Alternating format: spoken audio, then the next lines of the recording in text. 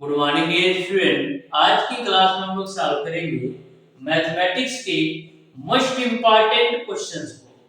Dear student, एक question मैं आपको ऐसे सॉल्व कराने वाला हूं जो आपके प्रीवियस ईयर क्वेश्चन में बार बार रिपीटेड क्वेश्चन है। इस सीरीज में डियर स्टूडेंट आपको हर टाइप के क्वेश्चन देखने को मिलेंगे, यानी कि मीडियम साइज के भी क्वेश्चन देखने को मिलेंगे, थोड़े से टफ भी देखने को मिलेंगे और आसान से भी क्वेश्चन देखने को मिलेंगे। क्योंकि आपके पॉलिटेक्निक अथवा आईईआरटी एंट्रेंस एग्जाम में प्रत्येक टाइप के क्वेश्चन पूछे जाते हैं, तो सभी टाइप के क्वेश्चन का कॉम्बिनेशन लेकर आया हूं। सबसे पहले डियर स्टूडेंट मैथ के इंपॉर्टेंट क्वेश्चन का सॉल्यूशन करेंगे।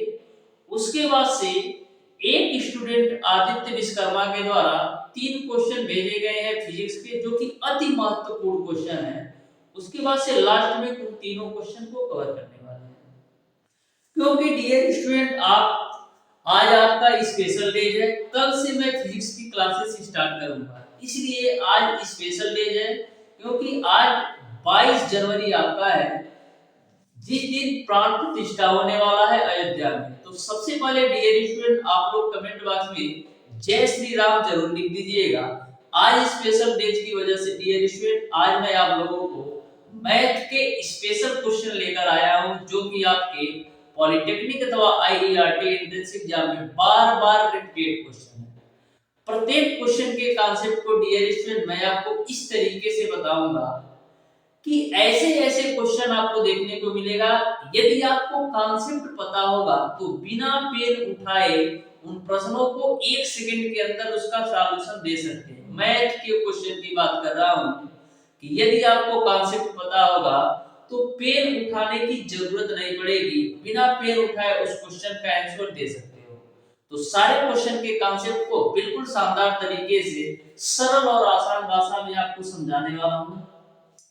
प्रत्येक क्वेश्चन का कॉन्सेप्ट डियर स्टूडेंट मैं आपको इस तरीके से बताता हूं कि आपके एग्जाम में कहीं से भी किसी भी प्रकार का या किसी टाइप से क्वेश्चन पूछ ले, मैक्सिमम आपका 5 से 10 सेकंड के अंदर 100% सॉल्व हो जाएगा। इस तरीके से डियर स्टूडेंट प्रत्येक सब्जेक्ट के, प्रत्येक चैप्टर के प्रत्येक कॉन्सेप्ट को मैं आपके साथ डिस्कस करता हूं, जिससे सारी चीजें बिल्कुल सिंपल और आसान हो जाए। जैसा कि आपको भी पता है डियर स्टूडेंट कि आपके पॉलिटेक्निक अथवा आईईआरटी एंट्रेंस एग्जाम में टाइम का बाउंडेशन होता है, यानी कि समय हमारे पास कम होता है और नंबर ऑफ क्वेश्चन ज्यादा होते हैं। तो ऐसे केस में dear student maximum number of question तभी हम लोग कर सकते हैं जब आपको कॉन्सेप्ट पता हो और किसी भी क्वेश्चन को सॉल्व करने का ट्रिक पता हो, तभी हम maximum number of question in 3 घंटों के अंदर कर सकते हैं। इस तरीके से डियर स्टूडेंट मैं आपको सारे सब्जेक्ट के सारे चैप्टर के कॉन्सेप्ट बताऊंगा कि आपके 3 घंटे का पेपर मैक्सिमम 2.5 घंटे के अंदर हो जाएगा, यदि आप सारी क्लासेस बिल्कुल अच्छी तरीके से डे बाय डे लेते हो। तो 100% गारंटी के साथ डियर स्टूडेंट 2 से 2.5 घंटे के अंदर पूरा पेपर कंप्लीट करके आ जाओगे, इस बात की मैं आपको गारंटी देता हूं। तो डियर स्टूडेंट हम लोग स्टार्ट करेंगे आज की क्लास को। प्रत्येक क्वेश्चन को बिल्कुल ध्यान से अच्छी तरीके से समझिएगा, क्योंकि प्रत्येक क्वेश्चन आपके आईईआरटी एंट्रेंस एग्जाम में पूछा गया क्वेश्चन है और बहुत ही महत्वपूर्ण क्वेश्चन है।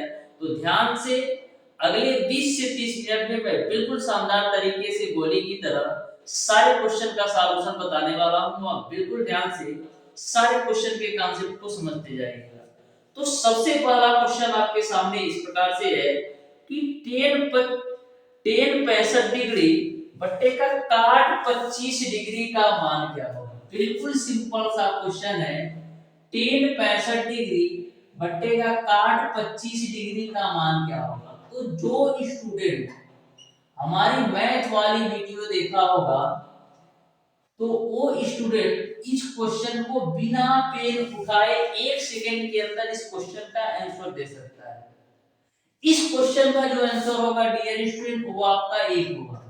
अब 1 कैसे होगा इसको भी मैं बता देता हूं, बिल्कुल ध्यान से समझना। देखो डियर स्टूडेंट 10 65 को हम क्या लिख सकते हैं, 10 65 को हम लिख सकते हैं 10 90 माइनस का 25 के रूप में। और नीचे में आपका टेन 25 डिग्री है। अब देखो ऊपर वाली जो वैल्यू है टेन 90 माइनस थीटा है, तो टेन 90 माइनस नीचे वाला काट है यार, ये आपका काट है, काट 25 डिग्री इसको कर लो, ये आपका काट 25 डिग्री है, ये आपका काट 25 डिग्री है, ठीक है। तो टेन 90 माइनस थीटा क्या होता है, काट थीटा, यानी आपका हो जाएगा काट 25 डिग्री, आपका ऊपर भी हो जाएगा और नीचे भी आपका काट 25 डिग्री हो जाता है, जिसकी वैल्यू आपका 1 के बराबर आती है। तो बिल्कुल हमेशा ध्यान में रखना है, यदि इन दोनों कोणों का योग, यदि इन दोनों कोणों का योग 90 डिग्री के बराबर होता है तो उसका मान 1 होता है, हमेशा ध्यान में रखिएगा। एग्जामिनर ऐसे ही क्वेश्चन को सेट करता ही है, यदि ऊपर टेन दिया रहेगा तो नीचे काट दिया रहेगा, या यदि ऊपर साइन दिया रहेगा तो नीचे काट दिया रहेगा, या यदि ऊपर सेक दिया रहेगा या तो नीचे कोसेक दिया रहेगा, यानी कि एक दूसरे का जस्ट अपोजिट वैल्यू दिया रहता है। तो हमेशा ध्यान में रखिएगा, यदि इन दोनों कोणों का योग 90 डिग्री के बराबर है तो उसका मान 1 होता है। इस तरीके से डियर स्टूडेंट क्वेश्चन नंबर 1 का ऑप्शन नंबर सी सही हो जाएगा। देखिएगा डियर स्टूडेंट क्वेश्चन नंबर 2 भी, जो कि बहुत ही सिंपल सा क्वेश्चन है, जिस भी स्टूडेंट को फार्मूला पता होगा बिना पेन उठाए इस क्वेश्चन को सॉल्व कर सकता है। तो इस तरीके से क्वेश्चन आपसे पूछा गया है, साइन 60 डिग्री इनटू का cos 30 डिग्री प्लस का साइन 30 डिग्री इनटू का cos 60 डिग्री, इसका मान क्या होगा ये आपको बताना है। तो जब ध्यान से इस क्वेश्चन को देखिएगा ना, तो आपका एक फार्मूले का विस्तार रूप दिया गया है, देखो कैसे दिया है, साइन ए cos बी प्लस का cos ए साइन बी, इसको हम एक सीक्वेंस में भी जमा सकते हैं, साइन ए cos बी प्लस का cos ए साइन बी के रूप में। तो इसको हम किस तरीके से लिख सकते हैं, साइन ए cos b प्लस का cos a sin b। तो sin a cos b plus का cos a sin b किसका फार्मूला है, sin a प्लस b का फार्मूला है, जिसमें a की वैल्यू 60 डिग्री है और b की वैल्यू 30 डिग्री है। तो sin 60 प्लस 30 sin 90 डिग्री होगा, जिसका मान 1 हो जाएगा। इस तरीके से डियर स्टूडेंट क्वेश्चन नंबर 2 का ऑप्शन नंबर बी सही हो जाएगा। इस तरीके से डियर स्टूडेंट, यदि आपको किसी भी चैप्टर की कॉन्सेप्ट यदि आपको अच्छी तरीके से पता है, तो किसी भी क्वेश्चन को सॉल्व करने में मैक्सिमम 2 से 3 सेकंड, यदि थोड़ा सा जल्दी है तो मैक्सिमम 10 सेकंड लगता है। देखिएगा डियर स्टूडेंट नेक्स्ट क्वेश्चन, जो कि आपका द्विघात समीकरण से पूछा गया है, बिल्कुल सिंपल और आसान सा ये भी क्वेश्चन है। आप ध्यान से देखिएगा क्वेश्चन नंबर 3 को, बिल्कुल सिंपल क्वेश्चन है।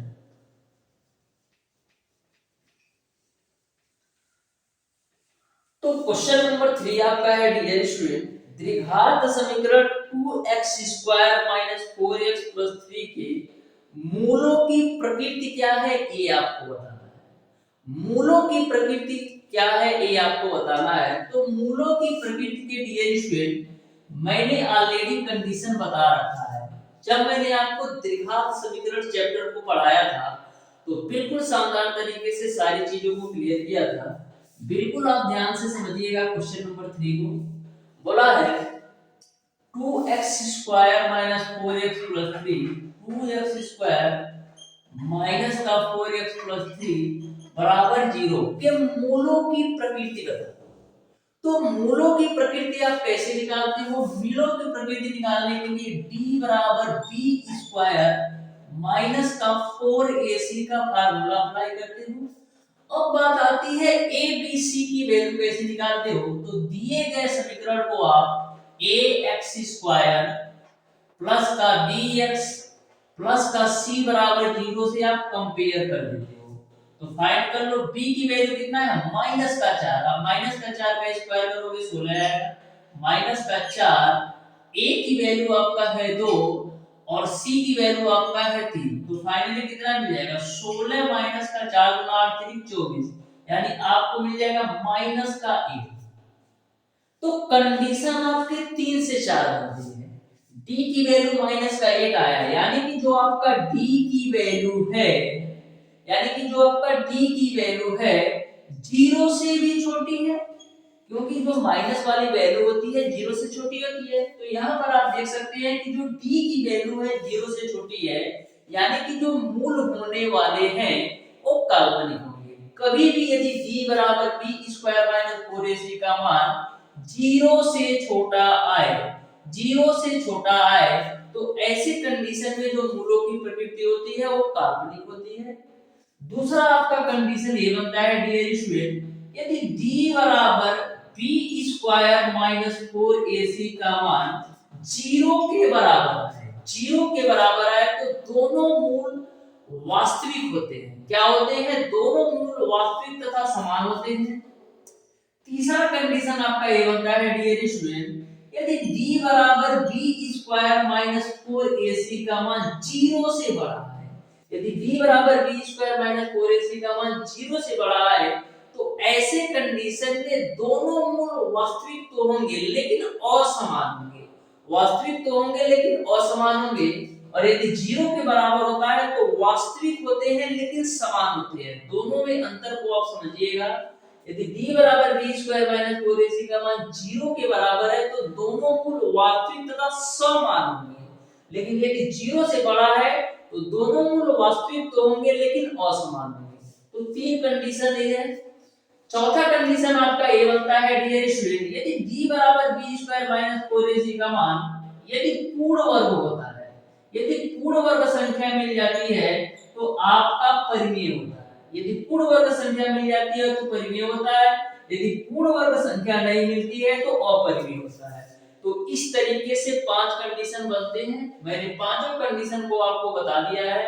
उम्मीद है डियर स्टूडेंट आपको समझ में आ गया होगा। नेक्स्ट क्वेश्चन को आप बिल्कुल ध्यान से समझिएगा, जो कि आपका श्रेणी से दिया गया क्वेश्चन है, जो कि समांतर श्रेणी से पूछा गया है। बिल्कुल सिंपल और आसान सा क्वेश्चन है, लेकिन जो आपका क्वेश्चन नंबर 4 है इसमें एक गलती करते हैं स्टूडेंट, उसको मैं बिल्कुल अच्छी तरीके से बताता हूं जिससे आपसे गलती ना हो। क्वेश्चन नंबर 4 आपका है डियर स्टूडेंट, श्रृंखला 21 18 15 डॉट डॉट डॉट का कौन सा पद माइनस का 81 है। देखो क्वेश्चन कैसे पूछा है, 21 है, 18 है और 15 है, डॉट डॉट डॉट का कौन सा पद माइनस का 81 है, ये आपको बताना है। आपको पता नहीं है कि कौन सा पद माइनस का 81 है, तो सबसे पहले डियर स्टूडेंट मैं मान लेता हूं कि दिए गए श्रृंखला का जो जन्मा पद है वो माइनस का 81 है। मैं मान लेता हूं डियर स्टूडेंट कि इस दिए गए श्रृंखला का जन्मा पद जो है वो आपका माइनस का 81 है। ठीक है, तो सबसे पहले आपने एक फार्मूला पढ़ रखा है कि लास्ट टर्म यल बराबर क्या होता है, a प्लस का n माइनस का 1 इनटू का d, क्योंकि लास्ट टर्म भी आपको पता है माइनस का 81 है। प्रथम पद a की भी वैल्यू पता है आपको और d की वैल्यू तो निकाल लो।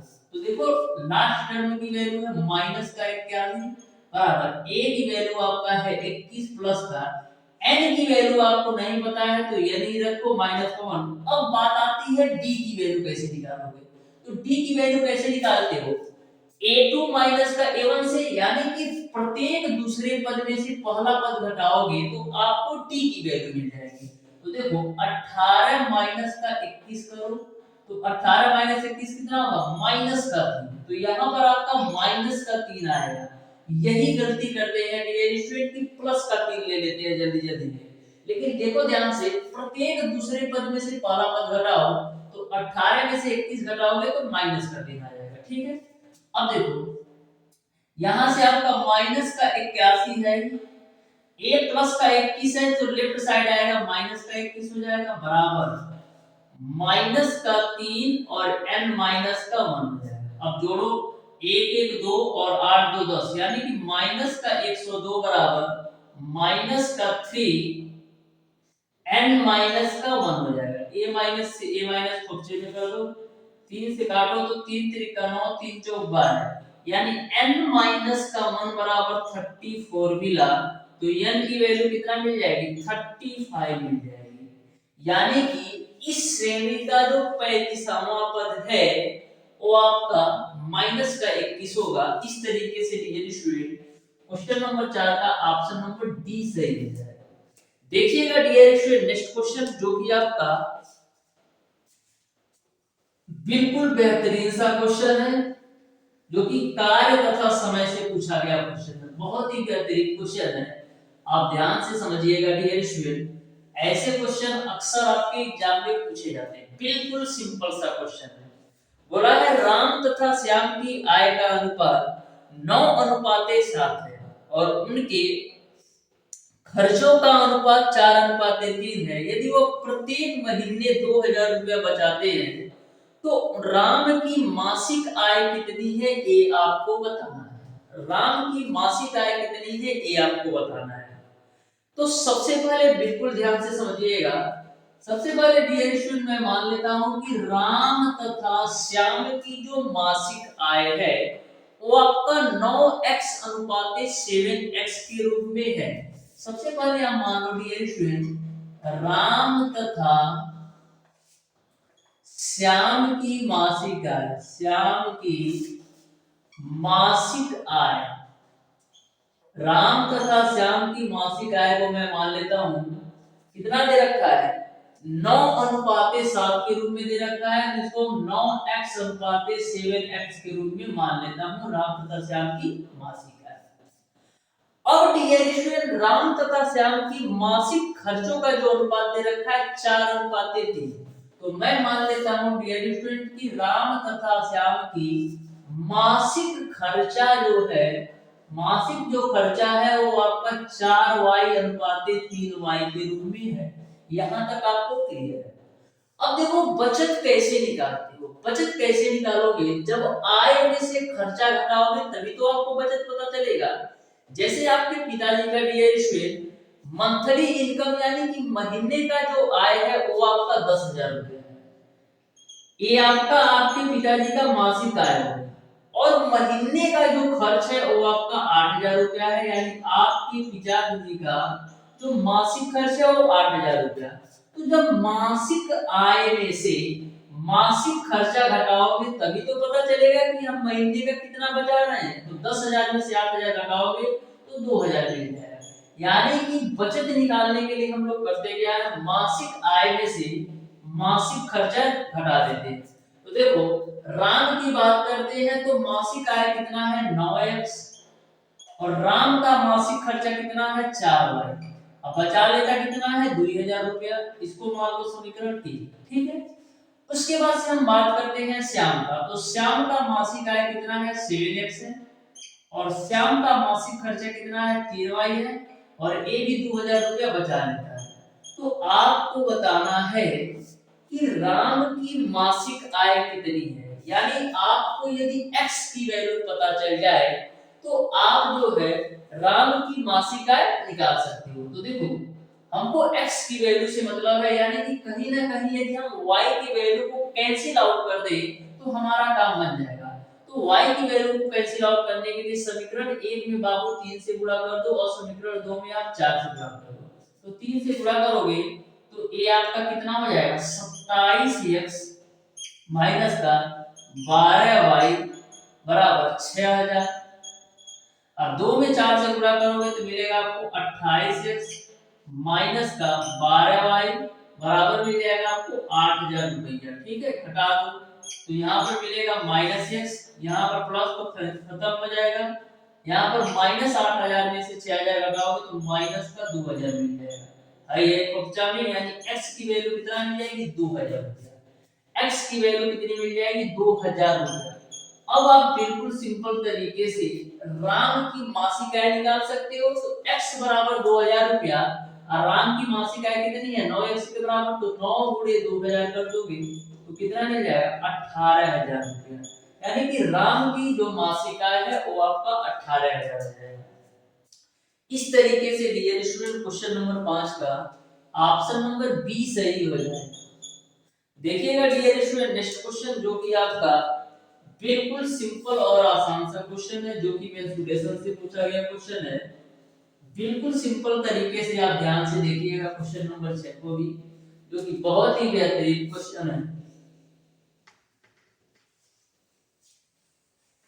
तो क्वेश्चन नंबर 6 आपका है डियर स्टूडेंट, एक आयताकार बाग जिसकी लंबाई चौड़ाई से 4 मीटर अधिक है का अर्ध परिमाप 36 मीटर है, तो आपको बाग की लंबाई बताना है। तो सबसे पहले क्वेश्चन को समझो। क्वेश्चन में ऐसा बोला जा रहा है कि एक बाग की जो लंबाई है चौड़ाई से 4 मीटर अधिक है और बाग का अर्ध परिमाप दे रखा है, बाग का अर्ध परिमाप दे रखा है 36, तो आपको बाग की लंबाई बताना है। इसमें आपको कंफ्यूजन इसमें होगा कि यदि आप परिमाप से इस क्वेश्चन को सॉल्व करोगे ना तो पूरी तरह से गलत हो जाएगा, लेकिन इसमें दिया है अर्ध परिमाप, यानी अर्ध परिमाप के बिहाफ पर इस क्वेश्चन को सॉल्व करना है। तो सबसे पहले डियर स्टूडेंट, जो लंबाई है चौड़ाई से 4 मीटर अधिक है, तो सबसे पहले मैं मान लेता हूं कि डियर स्टूडेंट कि बार की जो चौड़ाई है वो आपका x है, तो लंबाई कितनी हो जाएगी x प्लस का 4, क्योंकि जो आपकी लंबाई है चौड़ाई से 4 मीटर अधिक है।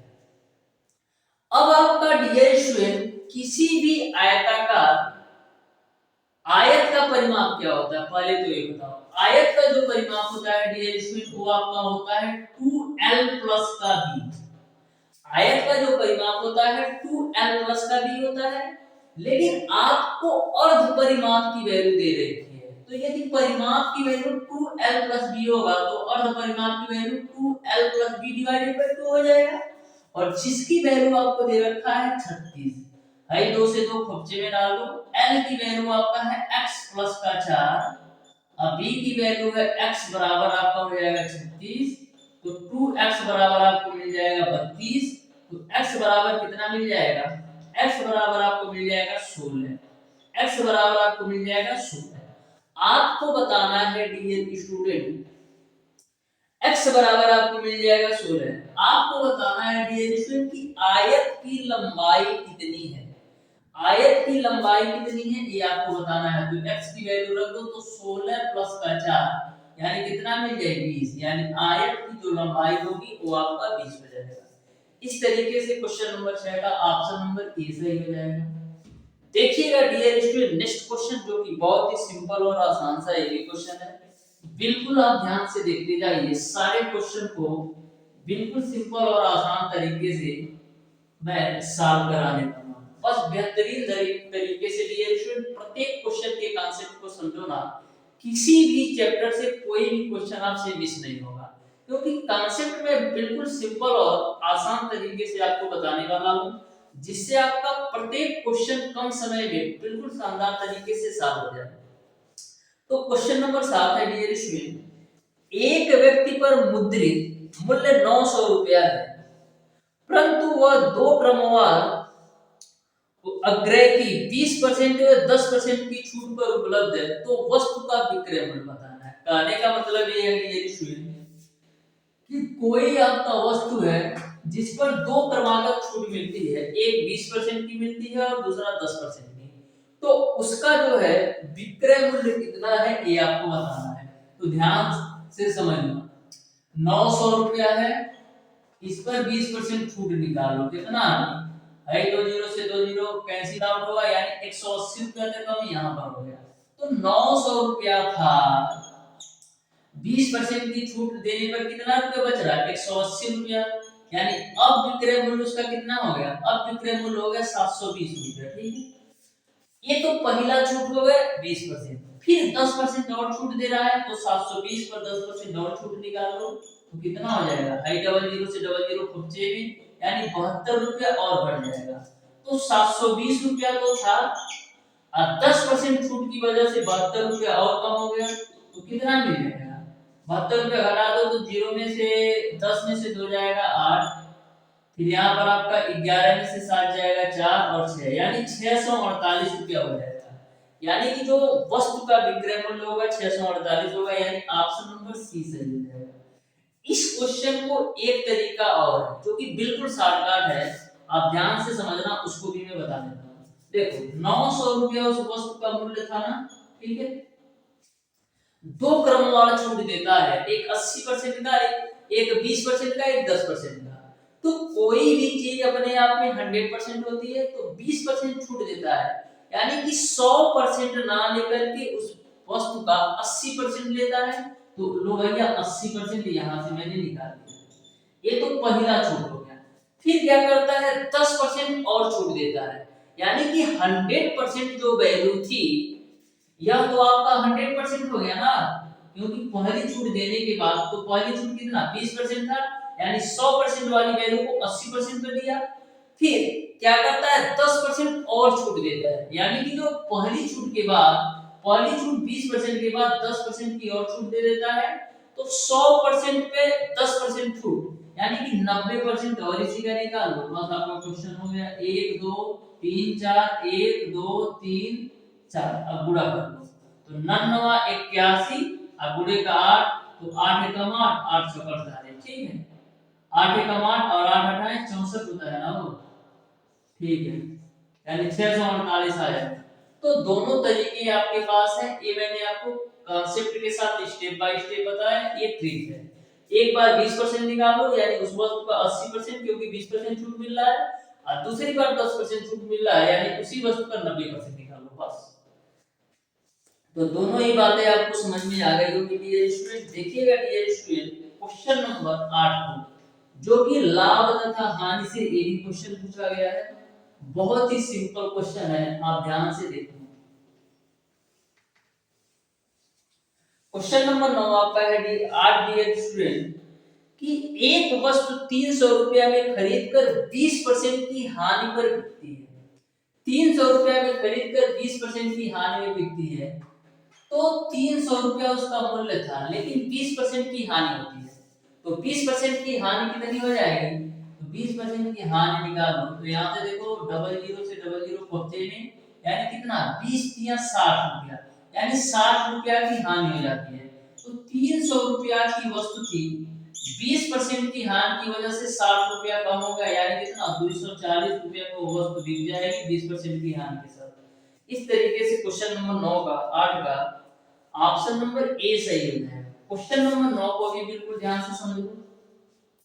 बोला है 1 plus tan square a divided by 1 plus cot square a का मान क्या होगा। तो 1 प्लस tan स्क्वायर a की जगह पर हम क्या लिख सकते हैं, हम लिख सकते हैं sec स्क्वायर a, और नीचे में दे रखा है 1 plus cot square a, 1 plus cot square a को हम क्या लिख सकते हैं, cosec स्क्वायर a। अब देखो sec स्क्वायर a को हम लिख सकते हैं 1 अपान cos स्क्वायर a, और कोसेक स्क्वायर को लिख सकते हैं 1 अपान साइन स्क्वायर। तो हाई साइन स्क्वायर ए आपको ऊपर जाएगा तो मिल जाएगा आपको साइन स्क्वायर ए, और नीचे में मिल जाएगा cos स्क्वायर।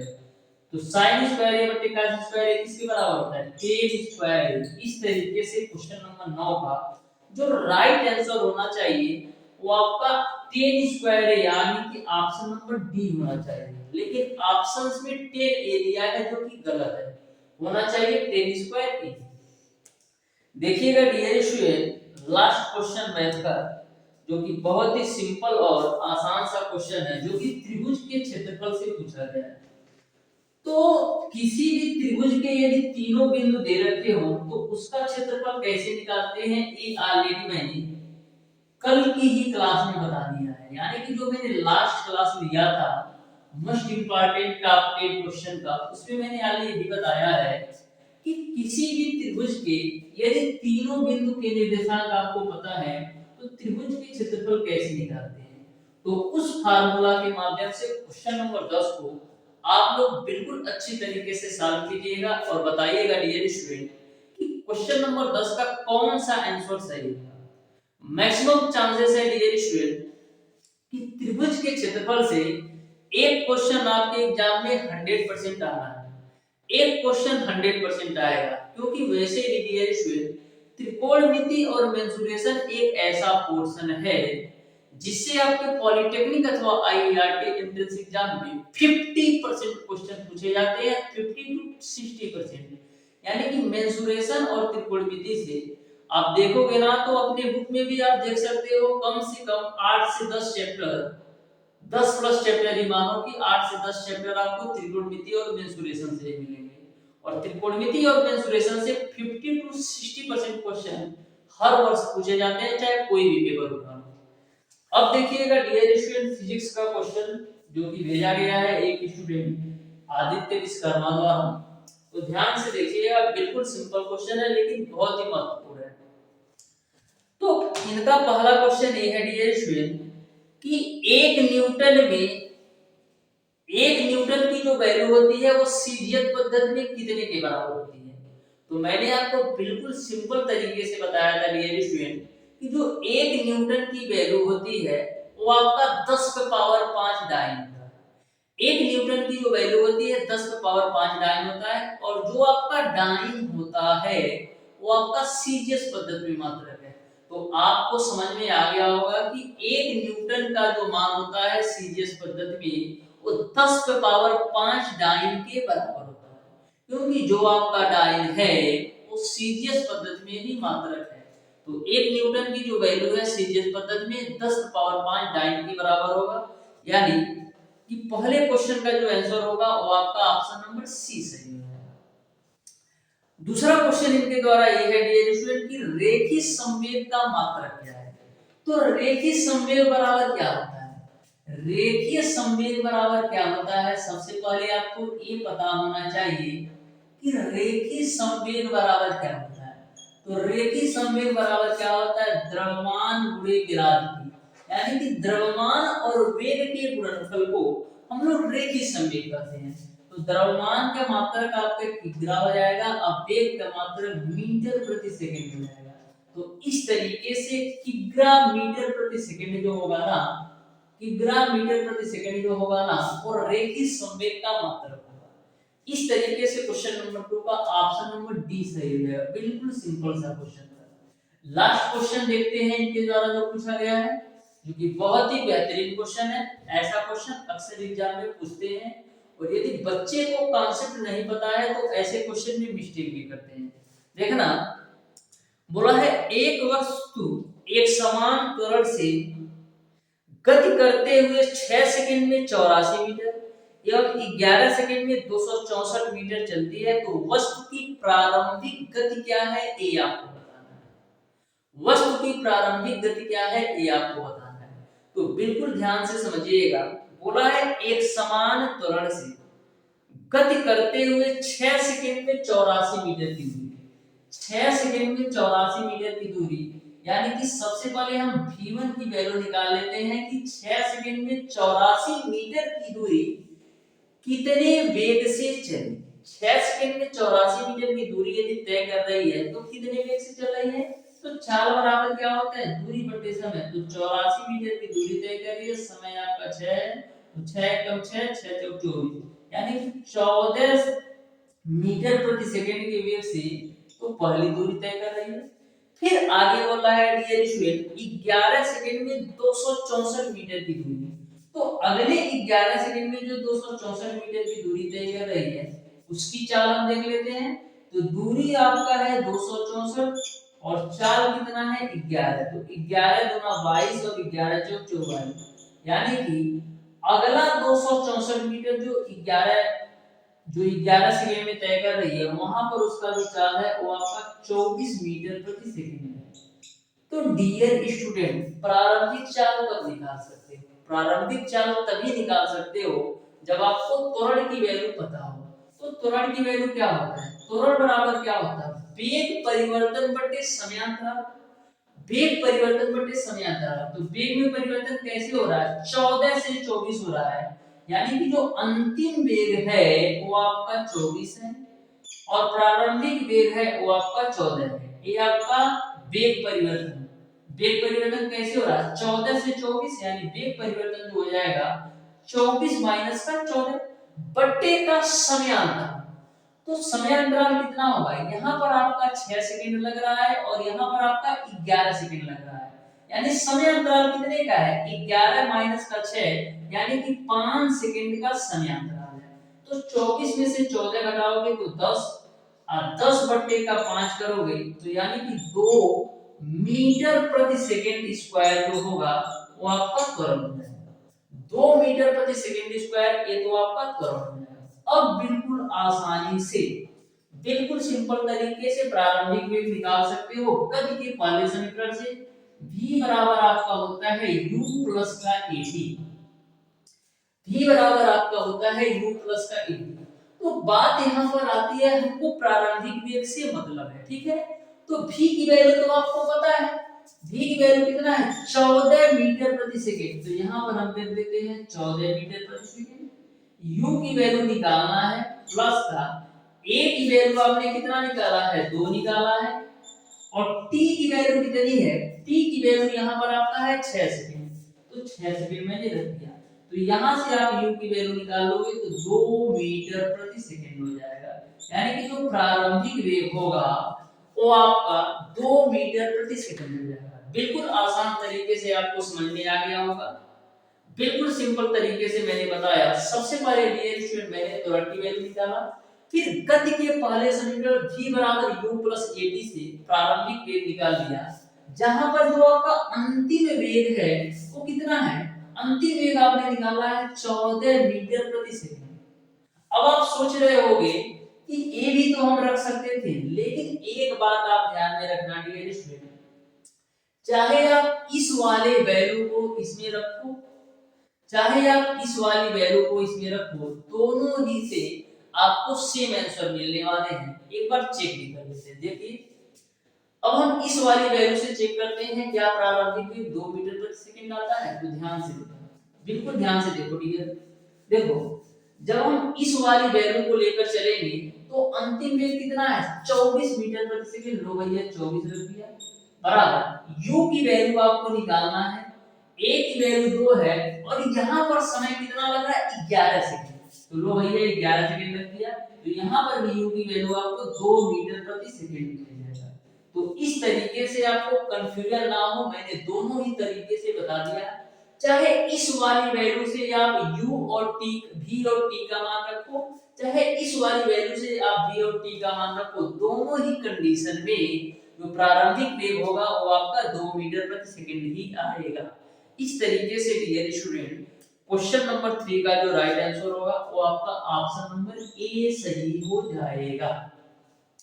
इस तरीके से डियर स्टूडेंट आज की क्लास में मैंने आपको बताया है मैथ के मोस्ट इंपॉर्टेंट टॉप 10 क्वेश्चन के साथ साथ फिजिक्स के बहुत ही बेहतरीन तारांतरीय सवाल थे। जो लास्ट वाला क्वेश्चन था ये तो बहुत ही बेहतरीन क्वेश्चन है, बहुत ही कॉन्सेप्चुअल क्वेश्चन है। Thank you very much dear student. तो इस तरीके से यदि आपको कभी भी ऐसे क्वेश्चन देखने को मिलते हैं तो जरूर शेयर कीजिए जिससे और स्टूडेंट को इस ऐसे क्वेश्चन का बेनिफिट मिल सके। तो डियर स्टूडेंट मिलते हैं नेक्स्ट क्लास में, तब तक के लिए धन्यवाद।